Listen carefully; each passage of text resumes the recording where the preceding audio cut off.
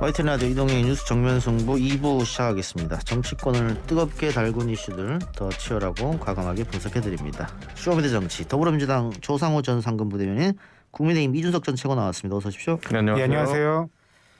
자, 여당 야당 다 전당대회가 예정돼 있는데 이준석 전 최고 어떻게 전당대회 나갑니까? 저는 나갈 것을 항상 검토하고 있습니다. 지금 뭐 전당대회도 당대표냐 최고위원이냐, 나가려면 당대표 나가야죠. 네. 그 초선 의원들 쪽에서는 김웅 의원을 뭐 민다 이런 얘기도 있던데요. 그렇죠. 그런데 뭐 그거야 김웅 의원이 출마 의지가 강하기 때문이고, 예. 저도 지금 상황에서 이게 저희가 단일성 지도 체제라고 해가지고 예. 대표가 사실상의 모든 권한을 휘두르는 체제를 지금 갖고 있는데, 예. 원래 대선을 앞두고는 집단 지도 체제로 가기도 합니다. 그래서 예. 그것의 성격에 따라 가지고 저랑 김웅 의원님이 원래 같은 팀이거든요. 예. 저희 팀이 최고의 결과를 내는 방향으로 선택할 겁니다. 집단 지도체제가 된다면 예. 근데 초선 당대표론에 대해서 그 당내 반발은 없습니까? 특히 중진들 사이에서 뭐 대놓고 말은 못하겠습니다만. 이미 이 당은 예. 뭐 성공적이지 못했지만은 영선 당대표 만들어본 당입니다. 예. 황교안 대표. 예. 그렇기 때문에 저는 뭐 초선이기 때문에 안 된다 이런 논리는 먹히지 않을 것이고요. 저는 기본적으로 지금 중진 의원들이 과연 이번에 선거 과정을 통해 새롭게 편입된 2030 지지층을 그대로 흡수할 수 있을 것인가에 대해서 굉장히 의구심이 많습니다. 그렇기 때문에 이번에 저희가 서울시장 보궐선거에서 보여준 거거든요. 전통적 보수층에 더해가지고 2030층을 끌어안지 못하면 선거 이길 수 없다. 그리고 그것의 위력을 보여준 첫 번째 선거였기 때문에 저는 당연히 거기에 강점에 있는 젊은 초선 후보들의 약진이 예상됩니다. 알겠습니다. 자, 국민의힘 이야기 조금 이따 다시 물어보고, 민주당은 당장 내일 원내대표 선거가 있죠. 네네. 그리고 5월 2일 날 전당대회 예정돼서 당대표를 뽑을 테고, 마찬가지 최고위원도 함께 뽑을 텐데, 예. 원내대표 선거는 뭐 지금 양강 싸움입니다만 네네. 한쪽으로 좀 기울어진 거 아니냐 결과는, 뭐 이런 얘기도 있어요. 네, 뭐 기자 여러분들 사이에서 예. 그 구체적으로 접촉해본 결과에 따라 뭐 이런 설왕설래 얘기들이 나오고 있는 것 같은데요. 어찌됐건 국회의원들이 스스로 뽑는 거거든요. 예. 그래서 국회의원 한 분 한 분이 굉장히 어떻게 보면 고도의 정치적 판단을 내리시는 분들이라서 마지막까지 한번 지켜봐야 될 것 같습니다. 예. 근데 당심과 민심은 다르지 않느냐, 뭐 네. 이런 이야기도 있던데 어떻게 보십니까? 이 원내대표라는 거는 원내 협상에 관한 전략가를 뽑는 것이지 그 당 전체의 어떤 의견을 대표하는 자리가 아닙니다. 예. 그거는 이제 당 대표가 그 당과 국민들의 마음을 받아서 이제 정부에도 전달하고, 그다음에 원내대표와 협상을 통해 원내대표의 협의를 통해서 그 원내에도 전달하는 것인데, 원내대표라는 자리는 그러니만큼 아무래도 원내 의원들의 그 협상, 원내 의원들을 잘 조율하고 그 엮어낼 수 있는 그 정도의 어떤 그 정치력이 있는 분이 맞는 게 자연스럽다고. 원내대표 제외하고 네. 뭐 초선 5인방 문제 등등 해서 네네네. 그렇게 해서 당심과 민심은 다르다. 네, 뭐 당신과 민심이 다르다는 그런 지적들 뭐 일부 있을 수 있고요. 뭐 그다음에 당원들이 근데 하나같이 그렇게 이른바 초선 오적이라고 지칭하면서까지 이렇게 막 원색적 비난을 이렇게 쏟아내는 당원들이 있었는데, 그분들이 당 전체 당원들의 의사를 대표한다고 생각하지 않거든요. 예. 당은 굉장히 많은 사람들이 다양한 가치를 가지고 모입니다. 그중에 예. 굉장히 중요한 가치 부분에서 일체감을 느끼기 때문에 이 당이 함께 있는 것이거든요. 그리고 그 일체감을 느끼는 방향으로 당을 잘 수습해서 통합의 리더십으로 끌고 가는 게 필요한 것이지, 이 약간의 차이, 서로 간의 차이의 어떤 의견이 다르다고 해서 너는 안 돼, 너는 안 돼 이렇게 배제하는 방식은 잘못됐다고 생각하고요. 예, 하나만 더 묻죠. 네. 지금 아까 우원식 후보하고도 이야기를 했고, 다른 모든 민주당 의원이랑 이야기해서 물어봤을 때 네. 항상 답하는 게 민주당엔 친문 비문 없다 이렇게 얘기하거든요. 네네. 언론이 만들어냈다. 네네. 조상호 변호사도 그렇게 생각합니까? 언론이 만들어냈다라는 표현이라기보다 예. 그 다 친문이죠, 사실은 다 친문인데 예. 그 중에 그 당을 주도적으로 끌고 가는 세력들은 매번 존재합니다. 왜냐하면 예. 뭐 당권을 지는 형태로 존재할 수 있고 예. 그런 부분 자체를 부정하는 건 아닌데, 예. 그 당의 주도 세력이 이번에 그 부분에 대해서 보궐선거 참패로 결국에는 그 집단 사퇴하지 않았습니까? 예. 그 부분에 대한 책임은 일단 본인들이 인정하고 진 것이기 때문에 예. 이제 새로운 리더십을 어떻게 구성할 것이냐, 그 부분에 더 고민해야 된다는 겁니다. 그러면 당의 해경원을 지금까지 졌던 사람이 네네. 비주류인 이재명은 안 된다. 이렇게 네. 이렇게 되면 그건 친문 비문 싸움 아니에요? 똑같은 거지. 그러니까 비주류인 이재명이 안 된다라고 얘기하시는 분이 있나요? 그렇다면 그건 정말 잘못된 생각이고요. 예. 그러니까 당내에는 굉장히 많은 다양한 주자들이 있고 그다음에 그 부분들이 다 어떻게 하면 그 지지를 끌어모아서 국민들을 하나의 어떤 의사의 총량으로 합해줄 수 있도록 노력해야지. 뭐 당내 비주류니까 이재명은 안 된다. 뭐 주류니까 누구는 된다. 이런 식으로 표현한다면 그분이 가장 문제인 거죠. 알겠습니다. 자, 이재명 지사 얘기 나왔고 아까 이준석 최고가 2030 얘기를 했으니까 이따가 우리 여론조사 시간에 자세히 이야기하겠습니다만은 최근에 나온 여론조사에서 세세하게 분석 들어가니까 2030에서 윤석열보다 이재명이 더 받았더라고요. 네. 그리고 지금 국민의힘 주자들은 워낙 프로테이지가 적기 때문에 표본이 안 잡혔고 2030에서 굉장히 공을 들였는데 그리고 이번 재보궐에서 압도적으로 2030이 국민의힘 많이 찍어줬는데 이재명 지사가 이렇게 더 많이 나온 거 어떻게 생각하세요? 뭐 저희가 하태경이 대선 출마하면 그건 해결됩니다. 예, 거의 그쪽 방향의 주 병력이 하태경이기 때문에 그 하태경으로 조사를 해야지 이재명에다가 윤석열을 갖다 대면 어떡합니까? 저희 선수도 아닌데. 예. 그러니까 그거는 약간 여론조사상에서 예. 그 20대가 저희 당과 윤석열 총장과 일치도를 아직까지 크게 인식하지 못하는 것 같다 이런 생각이고 예.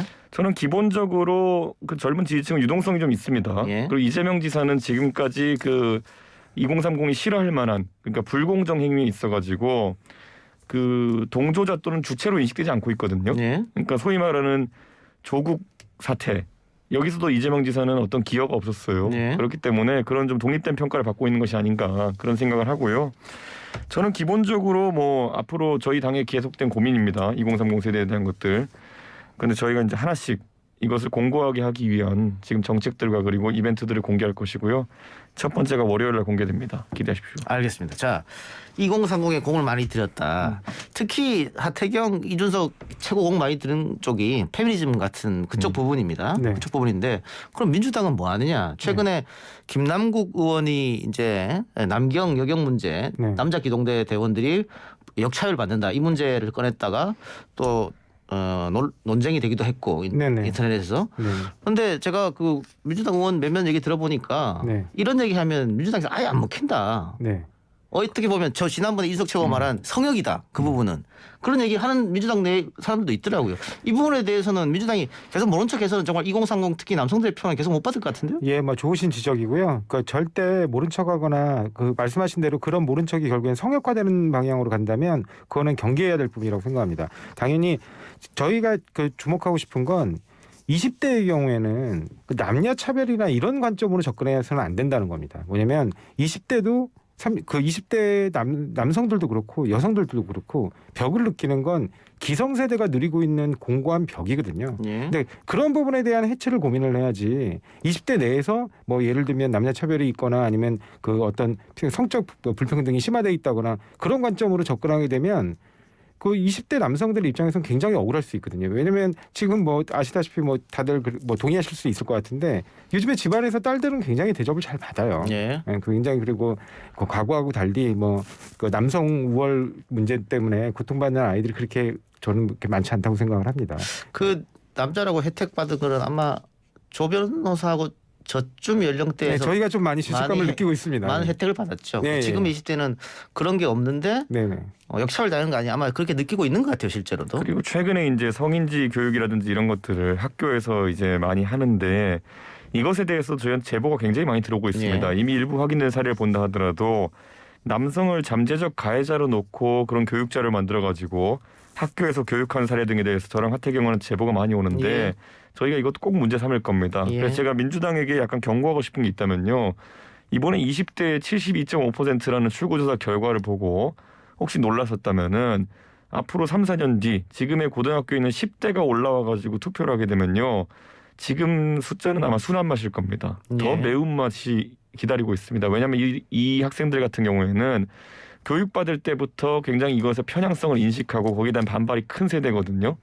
저는 순한 맛일 때 해결하는 게 좋다 이렇게 봅니다. 예, 근데 제가 여기서 한 가지 예. 말씀드리고 싶은 건 아까도 뭐 앵커께서 지적하셨던 것처럼 40대 이상의 남성들이 지금 현재 여전히 사회에서 굉장히 공고한 지위를 형성하고 있는 부분, 예. 그 부분 때문에 사실은 20대 여성들이 또 굉장히 좌절감을 느끼거든요. 예. 그러니까 그런 부분도 절대 간과해서는 안 되고 예. 마찬가지로 20대 내부에서의 남녀의 어떤 뭐 불평등 차별 문제로 남녀 간의 대립을 부추길 게 아니라 이제는 그 20대 남녀를 가리지 않고 청년들을 어떻게 사회가 그 뒷받침해주고 그 좀 바람직한 방향으로 양성해 줄 것인가 예, 그런 부분 알겠습니다. 고민을 많이 해야 된다고 예. 생각합니다. 아까 얘기했던 뭐 학교에서 남성을 잠재적 가해자로 가르친다 성교육할 때 그 주체는 누굽니까? 그러니까 어디서 결국에는- 자료가 내려올 거 아니에요? 예, 학교 그 이제 여가부가 이제 위탁하는 그런 기관들에서 자료를 이제 만드는 경우가 많은데요. 그것들은 제가 너무 수집해 놓은 게 많아가지고 크게 이슈화를 저희가 하태경과 하려고 하고 있습니다. 알겠습니다. 지켜보도록 하고요. 자, 국민의당 통합은 어떻게 되는 겁니까? 국민의힘과의? 저는 국민의당 하면은 안철수 대표의 그 지분이 99% 이상이라고 생각합니다. 예. 안철수 빼고 국민의당이 뭐 있습니까? 예. 그런데 그 상황 속에서 안철수 대표가 지금 이런 어떤 통합 절차에 대해 가지고 뭐 선거 결과를 분석하겠다느니 뭐 이런 여러저런 시간을 좀 보내는 발언들 하고 계신데 저는 어쨌든 선거 결과에 관계없이 합당을 하겠다 선언하셨기 때문에 예. 빠르게 추진되는 것이 혼란을 줄일 것이다. 선거 결과 분석이 굳이 필요하시다 그러면 저한테 물어보시면 제가 한 줄로 정리해 드립니다. 예. 안철수 서울시장 나가서 단일화 졌다. 끝. 예. 근데 그렇게 하면 그냥 흡수 통합일 수 있잖아요. 국민의당에서는 받아들이 어려울 것 같은데 그렇게 하면? 제가 뭐 저희 이제 그 합당 논의 관련해 가지고 저희 쪽에서 그 논의에 나서신 분의 전언을 들으면요. 예. 오히려 안 대표 쪽에서도 그 지분 문제를 갖고 지금 이렇게 고민하는 것은 아니다 이렇게 들었습니다. 예. 오히려 안 대표의 향후 정치적 행보에 대해 가지고 고민이 있는 것 같은데 저는 뭐 그렇게 길게 고민하실 일 아니다 이렇게 생각합니다. 화장실 갈 때하고 나올 때하고 마음 달라진 거 아닙니까? 국민의힘 쪽에서.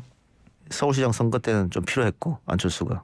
뭐 화장실 들어갈 때도 저희는 이기고 있었고요. 나오고 나니까 이겼습니다. 근데 뭐 저희가 마음 바뀔 게 있겠습니까? 예. 그래요. 알겠습니다. 그럼 그거는 전당대회 전까지 합당은 불가능하겠네 그러면? 저는 했으면 좋겠습니다. 네, 안 대표께서 뭐 어떤 고민을 하신 저도 알 것 같지만은 그 고민이 길어질 이유는 없어 보이고요. 또 길어지면은 여러 가지 오해를 나올 수 있습니다. 그렇기 때문에 전격적인 선언을 하시는 것이 어떤가 이런 생각을 합니다. 윤석열 총장한테는 러브콜 안 합니까? 국민의힘에서?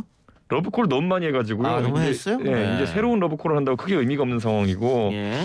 저는 윤 총장이 지금 보면은 뭐 특정한 시점까지 정치인을 만나지 않겠다 이런 얘기를 했다는 전언이 있는데 이게 오히려 저희가 봤던 수많은 제3지대 후보의 그 대중의 정치 혐오에 기반한 지지층 형성이다 이러면은 보통 결과가 좋지 않았습니다. 예. 가장 가까운 예로는 안철수 대표, 반기문 총장이 그런 시도를 했었다가 실패했고요. 예. 저는 그때 윤 총장이 이번에 어차피 보궐선거에서 결국에는 국민의힘이라는 정당의 플랫폼으로서의 가능성을 확인했다고 한다면은 시간 끌 필요가 없다 이렇게 생각합니다. 뭐 삼지대 이야기도 나오는 것 같은데요?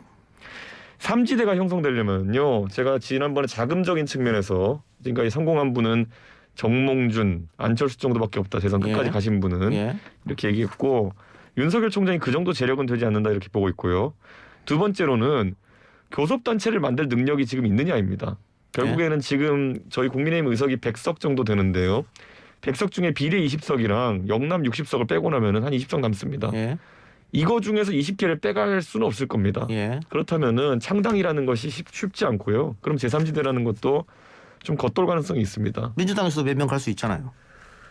저는 그래서 사실 저희가 민주당 그렇지 않을 겁니다. 저는 오히려 가능성이 있다 보고 왜 그러세요 남의 당을? 김종인 위원장이 요즘 센 말씀을 하시잖아요. 예. 저는 그 맥락이 최근에 제가 김종인 위원장이 민주당의 모 의원 두 분에게 예. 뭐 연락하셨다는 얘기를 전해 들었는데 예. 그런 어떤 나중에 민주당이 혹시나 대통령 지지율이 더 떨어지고 예. 서로가 니타니타 손가락질하는 상황이 나오게 되면은 전 충분히 그런 움직임이 저는 뭐 숫자가 많지는 않을 걸로 예상됩니다. 예. 하지만 180석 중에 10석만 되어도 사실 아까 말했던 20석 교섭단체 만드는 데는 상당한 역할을 할 수 있거든요. 예. 오히려 저는 그 윤석열 총장의 제3지대 그 신당 창당이라는 것이 가시화되려면 또는 금태섭 의원의 그런 것이 가시화되려면은 민주당에서 몇 명 빼올 수 있냐가 아마 그게 관건일 것이다 이렇게 봅니다. 알겠습니다. 자연스럽게 김종인 전 비대위원장이 민주당은 분열할 것이다 예언을 했고 이준석 전 최고도 지금 니탓 내탓하고 싸울 수 있다 이런 얘기를 했어요. 네. 자, 조 대변인 네. 만일 네. 전당대회 때 원내대표도 친문 또 대표도 친문 네. 그런데 후보는 비문 네. 지금 이재명 지사가 1등을 달리고 있으니까 네네. 그렇게 됐을 때는 네. 이재명 지사가 무슨 후보가 돼서 정책을 냈는데 당 지도부에서 그거 안 된다고 어깃장 놓고 이렇게 되면은 니 탓 내 탓 되는 거거든요. 그럼 분열을 가는 거고 그 사이에서 그럼 난 나간다. 윤석열 인쪽으로 가겠다. 뭐 이럴 수도 있고 그런 걱정도 당내에서 좀 나올 수 있을 것 같은데요. 아니요, 뭐 그렇게 지금 아직 그 당 대표나 원내 대표가 어떻게 정해졌는지 뭐 예단하고 얘기할 수는 없는 부분이 예. 있는데 그 말씀하신 그 방향대로 간다 하더라도 현행 당원 당규상 만약에 대선 후보가 정해지면 대선 후보 중심으로 모든 게 결정되게 돼 있습니다. 예. 그러니까 그게 뭐 당의 입장이 달라서 대선 후보하고 뭐 결을 달리해가지고 뭐 트러블을 낸다. 그거는 애초에 당원 단계에 반하는 행동이기 때문에 그 자체로 허용될 수 없습니다. 2012년 대통령 선거 때 그렇게 했잖아요. 그리고 나중에 그 사람들 다 당 떠났고 당 예, 떠났었고. 그런 부분들 때문에 지금 당원 당규가 굉장히 많이 정비가 돼서 예. 그런 부분으로 발생할 가능성은 없다고 보고요. 그리고 아까 말씀하신 것처럼 2012년에 그런 당 분열의 경험 그리고 그 분열로 대선에 실패한 경험들을 굉장히 많이 공유하고 있기 때문에 이번에야말로 아까도 제가 말씀드린 부분 중에 가장 걱정해야 될 부분은 당내 다양한 비판이나 의견들은 나올 수 있고 서로가 되게 그 상대방을 비판할 수도 있습니다. 그렇지만 그거는 전부 다 통합을 전제로 하는 얘기여야지 만약에 그걸 고요. 예. 다만 여러 정치적 상황 때문에 그렇게 하고 계신 건데 저분이 이번에 김종인 체제에 대해서 굉장히 반대 의견 내시다가 예. 또 어느 순간에 이제 선거 끝나고 난 다음에는 본인의 판단이 틀렸다는 걸 또 인정하셨거든요. 예. 저는 뭐 그런 쿨한 모습은 보기 좋습니다. 그러면 어쨌든 이번 전당대회 끝나고 새로운 지도부 체제에서 복당 원회가 있을 거 아니에요. 아마도 그럴 것 같습니다. 왜냐하면 지금 밖에 계신 분들이 좀 몇 명 계시거든요. 근데 그분들에 대해서 일괄로 판단해야 되고 홍준표 대표는 어쨌든 저희 당의 대선 후보도 지내고 대표도 2번 지내신 분인데 그분을 안 받으면서 윤석열이나 금태섭 2번 지내신 분인데 그분을 안 받으면서 윤석열이나 금태섭에게 문호를 열겠다. 이거는 약간 좀 문제가 되는 부분이 있습니다. 알겠습니다. 두 분 말씀 오늘 여기까지만 듣죠. 지금까지 조상호 전 민주당 상근 부대변인 이준석 국민의힘 전 최고였습니다. 고맙습니다. 예, 감사합니다.